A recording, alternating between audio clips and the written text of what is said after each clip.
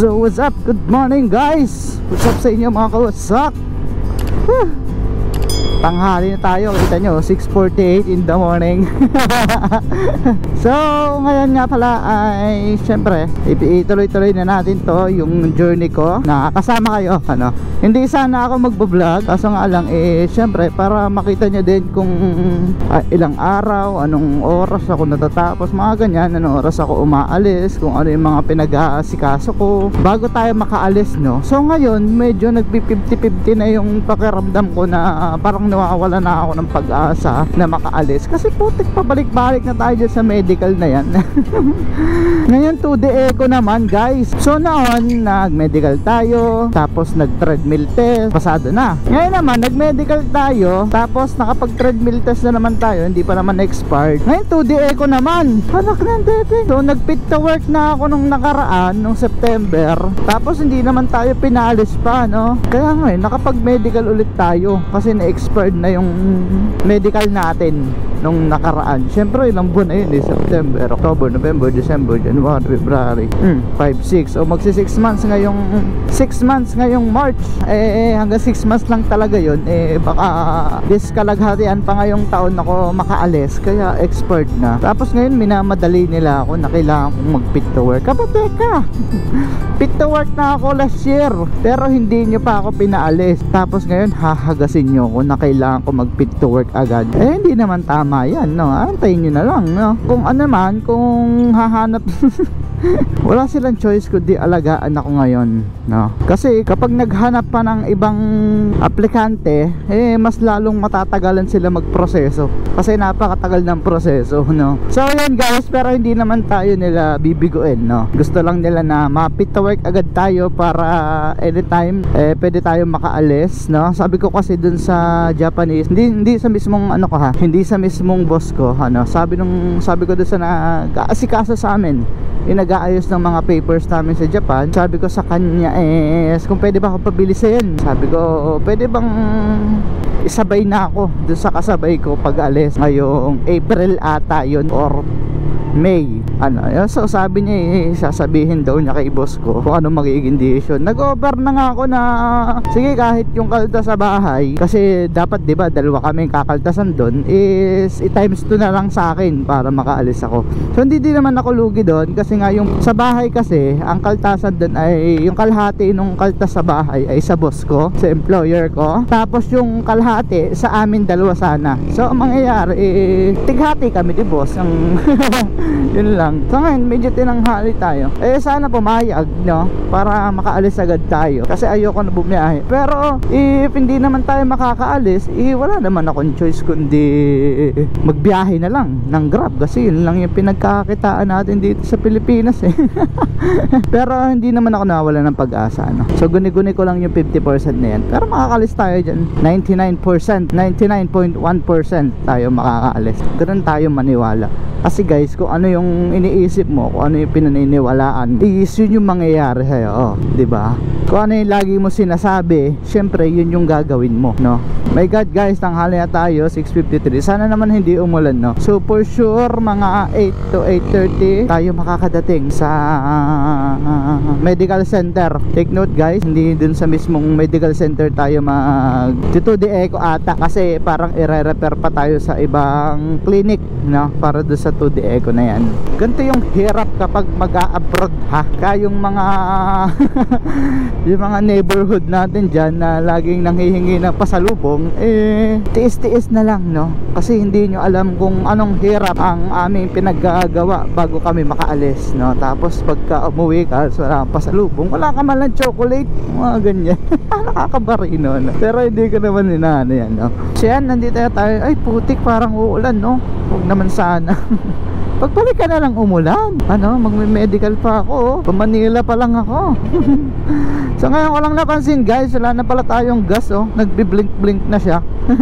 So misa ko na lang kasi magamit tong motor natin, no, kasi lagi tayong bumibiyahe ng Grab, kaya lagi tayo nakakotse. So hindi natin talaga nagagamit totally itong ating Honda Click, no. Kaya yun, hindi ko na malayan, nakakunti na pala yung gas nito. Pero ito, makapag-gas ba agad tayo dito kasi ang dami nagagas Magas na tayo guys, agad-agad. Kasi baka matirigan pa tayo eh. So yun. So guys, nag-gas tayo ng 300 at full tank na ulit to. Pinasiksik ko pa nga eh. Ang kinarga natin ay XCS, tama ba? Oo nga, XCS. Yung special kung tawagin guys, yung pula ha. Tagal lang dito magpagas kasi ang dami nagpapagas eh. So yan, diretso na tayo pa Makati. Ay, tanghali na. Sana naman hindi ulan yan, no? Kita niya ba yan, no? Ay, kita niya ba yung harapan na yan? Sana hindi umulan, no? Kasi makakatabi talaga tayo niyan. Sana madami nang nakaluwas para hindi na ganun ka-traffic na. Sarap talaga magmotor. Ay, nako. Parang naninibago yung ano, yung likod ko. Tagal kasi nating nakakotse. Alam mo, pag malayuan, guys, no? Ayoko na magmotor, no? Ganun pala pagka matagal kang nagkakotse. Mapapagkumpara mo yung comfortness ng kotse, no? Pero pag malapitan lang, mas gusto ko yung nakamotor, no? Kasi mas mabilis ako nakakapunta. Tsaka pag traffic, no? Pero pag uwi, tulad na uwi tayong Quezon, yung mga pauwi ng probinsya, punta ng Bulacan, is nagkokotse tayo. Ay, papunta ng Laguna. Kasi pagka ganyan na papunta ng mga probinsya lang, ay paano naman yan, maluag, no? Hindi katulad nito, punta tayo ng Manila, is napaka-traffic doon. Kaya hindi tayo nagkokotse kapag napunta tayong Manila, no?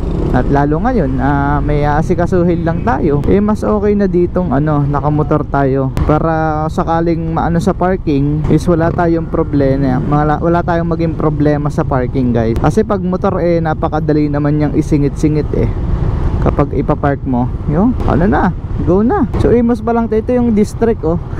Dito tayo lagi nakakapag drop off the district Imus. Bango-bango ko tapos amoy usok na ulit. So mga kawasak, anong oras na? 8:12, nandito pa lang tayo sa sa Naiya Road. Hindi ko alam kung saan nasakop to, kung Pasay, Paranaque or kung ano. Hindi ko masigurado. Anong oras pa lang, 8:12 guys. Naantok na ako guys. Kanina pagkaka-traffic, no? Diyan sa may Bacoor, ay grabe.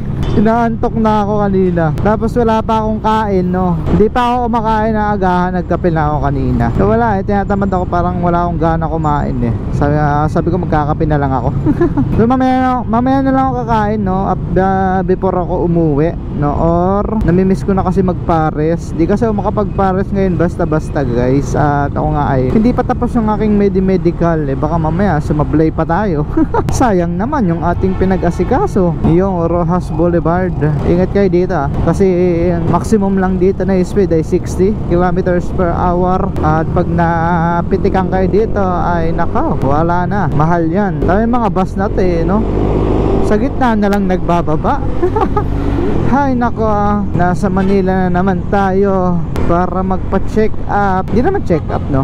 Magpa-medical. So sana umayos na, no? Sana last na to. Kasi bugbog na ako sa gastos. Kailangan pa nating bumiyahe kasi may bills pa tayong malaki. May binabayaran pa tayong kotse. Nagbabayad pa tayo ng renta sa bahay. Tapos yung mga internet, kuryente, tubig. Oh my god, ang dami nating bills. Pero awa naman ng Diyos ay nakakasurvive. Pero masarap dito sa Rojas Boulevard, no? Napakaluwag ng kalsada. Baclaran Church. O tamo, dami na naman manghuhuli. Porket Monday ngayon, no? Basta Monday, ang daming nanghuhuli, no? Ang daming naninita. Wala man silang ginagawa para ayusin yung daloy ng trapiko. Ang gusto lang nila manikat, oh. Mga nakamasid lang. Tapos pag may nagswerving, oy, ticket, naks naman. Ganun lang, easy money. Ganun lang yung mga kabuhayan dito sa Pilipinas. Pag di ka mapanglamang, di ka asenso. Charot. Putik, naipit tayo dito. Nice, thank you. Magpa-flyover kasi tayo. Kapag pumila tayo dito sa mga sasakyan na to, ay ano oras pa tayo makakarating dyan sa flyover. Kaya kailangan natin ng medyo diskartehan ng kauntian to, no? Kaso hindi ko madiskartehan ng ayos Panira tong videos na to, no? Kaya tayo, sige, dito. Okay, medyo luag. Pwede pa yan. Ganito pala yung technique dito, no? Pag malapit na sa flyover, saka papasok sa kaliwa. Kasi pag nakakotse ako dyan, guys, naku, pumipila ako dyan. Bahala kayo, di ba? Wala namang kwenta yung mga solid lane na yan, Hindi naman nila hinuhuli yan. Hindi na tayo mababago dito sa Pilipinas, guys. Kasi ultimo, lahat ng driver, ganyan, no? Oy, EDSA, traffic. Yan, no? Kaya ayoko mag Manila. Kasi sinusumpa ko na EDSA na yan. Ultimo, mo yung 10 kilometers na layo guys, aabot ka ng 2 oras. Eh kapag ka walang traffic yan, nasa 30 minutes lang yan eh. Eh dyan naabutin ka ng 2 oras pag nasa EDSA ka. Grabe, hindi ka man lang makatrenda ng takbo dyan. Minsan nakakalimot ako dito ng takbo eh. Napapansin ko yung motor ko 80 na pala yung takbo. Buti di tayo natitsempohan, no? 260 lang talaga yung maximum speed dito. Pero ewan ko, pagka madaling araw, hindi naman ako nahuhuli dito guys. Ang bilis ko dito sa madaling araw eh. Kasi di ba, hawa na hawan, wala namang mga sasakyan. Tapos ang bilis ng takbo, hindi naman ako nadadali pa dito. Huwag naman sana. Ay nako guys, muntik na tayo doon kanina sa Rojas Boulevard, no? Hindi ko na lang papakita sa video kasi alam mo na, ayoko naman ng mga ganyang issue natin ng mga road rage, no? So kanina eh bigla siyang umovertake. Nasa auto right lane ako kasi nga paliko na hindi tayo magpa-flyover kaya dahan-dahan lang ako. Tapos may umovertake sa kaliwa ko sa medyo inner lane. Tapos bigla akong kinabig, liliko pala pa kanan. Sabi ko anak ng teteng. Edi binasinahan ko ng mahaba ano. Tapos tinigilan ko. Sorry naman, babae pala.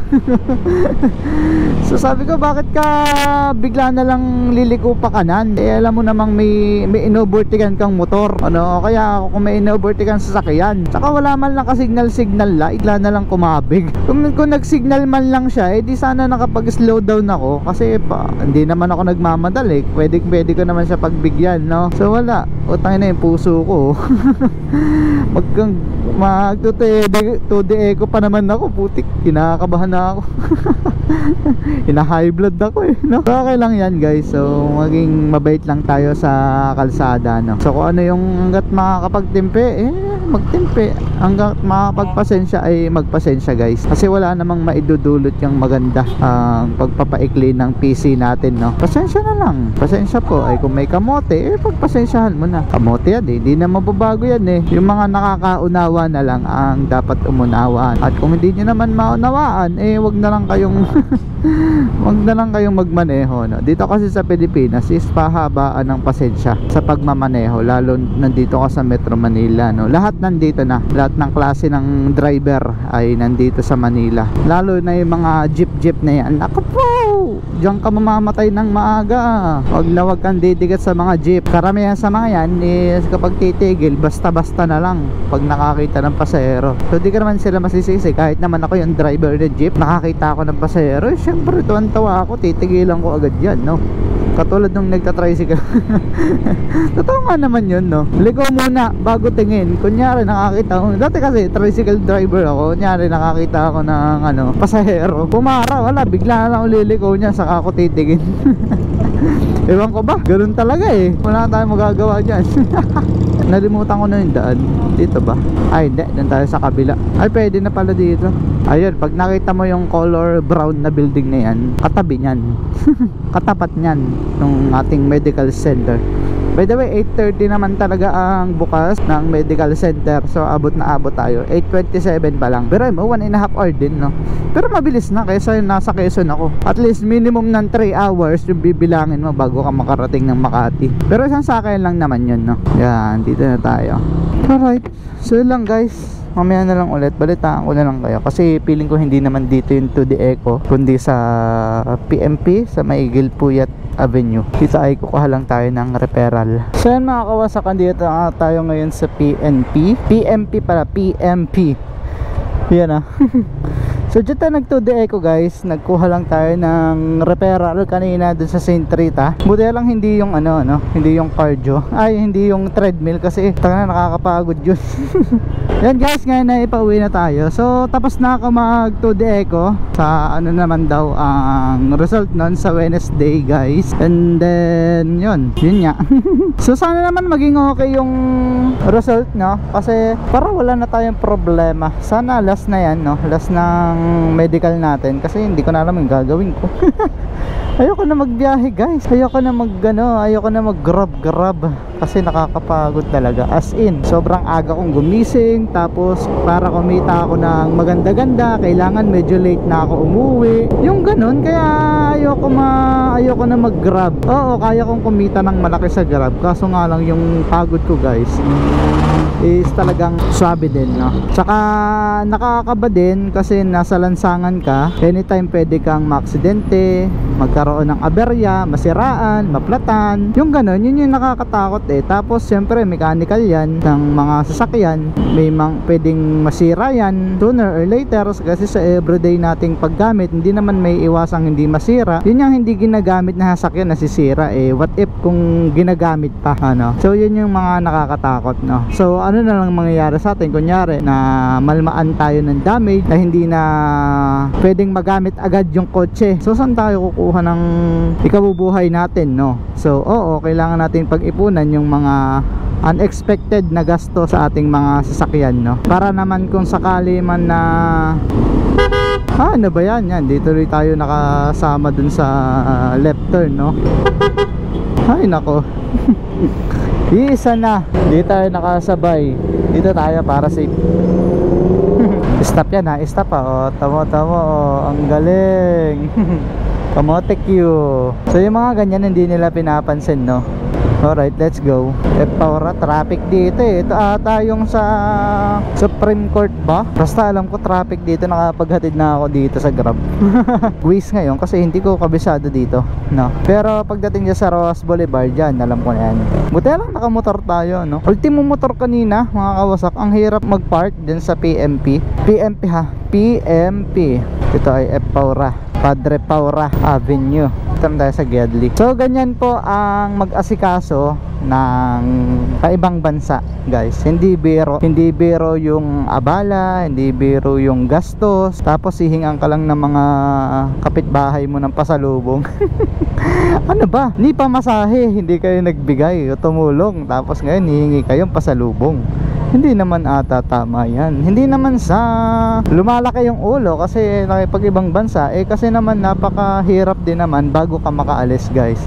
Sa totoo lang, no? Paano kung wala pa akong motor? Eh paano ako makakapunta kung saan dyan? Eh di ba mas hassle kasi magko-commute ako na magko-commute, mas malaki yung gastos ko. Hindi tulad nito, naggas lang ako ng 300, although parang ganda oh. Yung laruan na pag binabad sa tubig lumalaki, no? Eh paano kung commute pa ako nyan, no? Doble gastos, guys. Ito 300, eh bali ka na to, sobra pa. Yun nga lang is medyo pagod ka. Hindi tulad ng nakabas ka lang, is nakaupo ka lang. Eh hindi naman porket mag-commute ka is isang bus lang sasakyan mo eh. Isang bus, isang jeep, o tapos bali ka na naman. Mahirap mag-commute, no? Unlike nang nakamotor ka, no? Napakalaking bagay nitong ating sikliki sa ating pamumuhay. So hindi ko to ibebenta, itong ating click. At ito ay ipo-for keeps natin, no? Hanggang sa kung magkaanak tayo, ito gamitin ng magiging anak natin. Or kung sa ibang bansa naman ako mamamalagi ng matagal, eh wala namang problema, gamitin ng mga pamangkin ko o kaya ng kapatid ko o kaya sa magiging anak ng ate ko, no? Kasi iiwan ko to, guys, eh, sa ate ko dyan sa Tansa para malapit-lapit yung pagdadalhan ko, no? Hindi ko naiwan sa Quezon kasi madami na silang sasakyan doon. Si Kuya Frank kasi, yung asawa ni ate, asin bayaw ko, ay sabi niya sa akin gusto daw niyang bumili ng motor. Eh sabi ko naman, kung bibili ka lang din, eh wag na, kasi iwan ko na lang sa kanya tong motor ko. At sima naman yon, tuwing 6 months lang siya umuwi, kaya sabi ko gamitin na lang tong motor ko, ano. Hindi ko naman alam kung gaano ako katagal dun sa Japan or kung magpo-for-good ulit ako sa Pilipinas, edi saka siya bumili ng kanya at ito ay kukunin ko. Pero 90% sure kapag nakaalis ako ay hindi ko muna gustong bumalik ng Pilipinas. Kasi alam ko na yung buhay dito, no? Napakahirap, guys. Although kaya naman, buhay ka naman, no? May sobra pang konti, pero iba yung pumumuhay sa ibang bansa. Iba yung pagka-relax. At tanging naging problema ko lang talaga sa Japan ay ang kalungkutan. Yun lang, kalungkutan lang talaga. Bakit dito pa ako pinadaan ito? Hindi na lang diretso sa Rojas Boulevard, no? Doon pa ako pinapapunta ng Rojas Boulevard sa kabila. So yan, I pray to God na sana last na to. Last na tong abala natin. At yun, kasi for fit to work na naman ako last year. At yun nga, nagkaroon lang tayo ng konting delay kaya napaulit tayo ng medical, guys. Pero I hope na maging okay din ang lahat kasi tanga na, yung pangarap natin na nahinto ay doon natin ulit itutuloy, no? So naunahan lang ako ng lungkot dati na akala ko kaya ko na. Sa lugar to? Di naman to Makati. Ermita ba to? Dati mga ako dyan, no? Tangina, nakapagmotor sa Manila. Napakalaking pribilehiyo sa amin yan na probinsyano, makapagmotor ka dito sa Manila. Pero ngayon, no, walang iya. Ayoko na mag Manila. Hindi na ako natutuwa. Napakasikip, napaka-traffic. Sabagay, kahit saan ka naman pumunta, traffic na.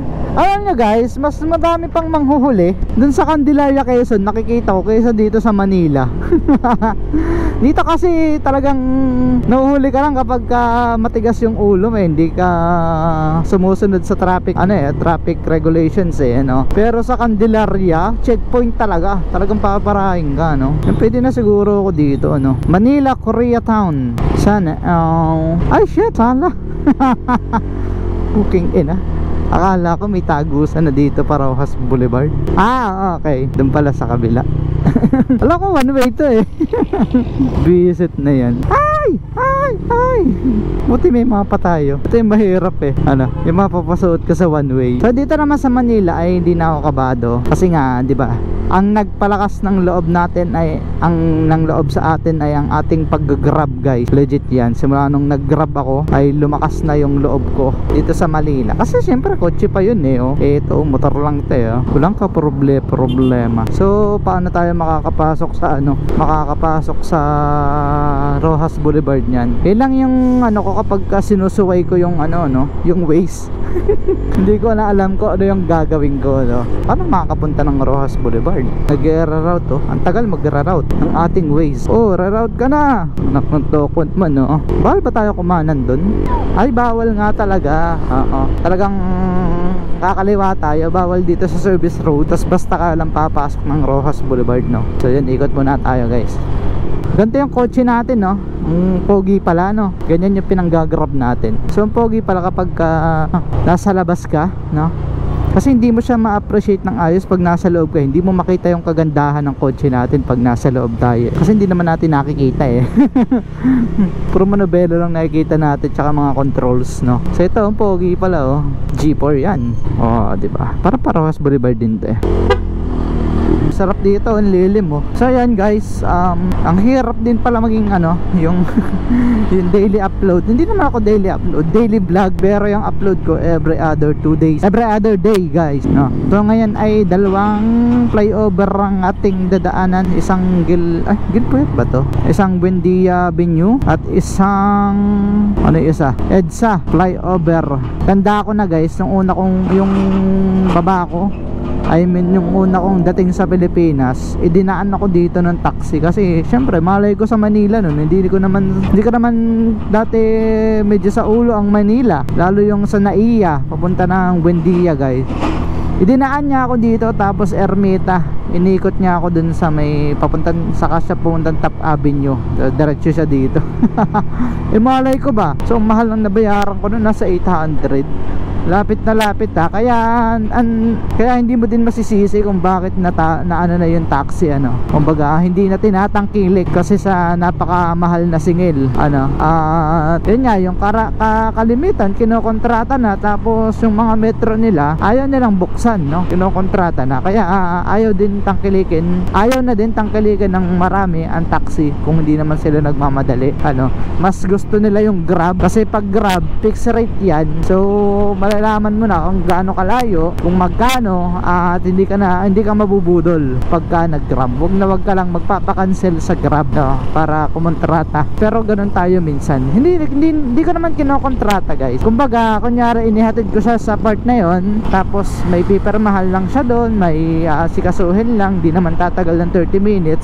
Kinakausap naman ako na kung pwedeng antayin ko na siya, tapos ihatid ko ulit pabalik kung saan ko siya pinick up. Yun, yung mga ganong kontrata lang yung nangyayari sa akin. Hindi ko naman tinataasan yung singil kung magkano yung binayad niya sa Grab, yun din naman yung ibabayad niya pabalik, kapag inihatid ko pabalik. Yun nga lang, ang good side sa akin nun, sa driver, ay walang commission ng Grab, hindi siya makakaltasan. Hindi na naman nakasalanan namin yun, alang ang ipabook pa yun, sa iba pa makakasaka yun. Kung yung pasahero lang naman namin ang may gusto, okay na din. So medyo pabor na din niya sa amin. Siguro hindi naman yan magagalit yung Grab pagka mga minsana na ganun.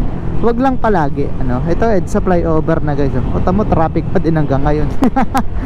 So yung pinanggalingan nating clinic, yung PMP ay medyo mas malayo kaysa dun sa Saint Rita, yung pinagme-medicalan natin, no? So yun lang mga kawasak, dito ka lang tapusin kasi wala naman tayong iba pang gagawin kundi pagdating sa bahay, maaga-aga pa oh. Di na ako bibiyahe, bukas na lang mag-i-edit na muna tayo ng mga videos natin kasi tambak na tayo ng editing guys, no? Yung upload ko, kaya ang upload ko ay every other day kasi nga hindi ko naman kayang mag-edit araw-araw. At katulad nung minsan nag-ahapit tayo, naabot tayo ng gabi, is wala na tayong enerhiya sa gabi. Sila mga kawasak, sana ang ating medical ay last na to. Tuloy-tuloy na yung ating pag-alis papunta ng Japan. Sahod na ako ng ng Japanese yen. Joke lang, pero yan lang guys, sana ano, in Jesus name na matuloy na tayo, no? So na-postpone man nung una, pero sana ngayon ay matuloy na. At kung ano man talaga ang ibigay talaga sa akin, kung hindi naman talaga, eh wala na akong magagawa kundi tanggapin yung aking kapalaran. Pero hindi ako susuko. Kung di tayo matutuloy dito, dun tayo sa kabila, ano, Japan din. Ang dami sa akin na matawag na Japan, pero mas pinili ko tong dati kong employer kasi dito ay hindi ako ganun mapapagod ng gusto, unlike sa ibang company, ano. Tsaka dito ay sa ulado ko na yung mga ginagawa, yung mga pinipinturahan. Sila mga kawasak, so good luck sa aking journey at sana ay matuloy na at isasama ko din kayo sa aking journey sa Japan kung sakali mang matuloy na tayo. Think positive lang guys, no?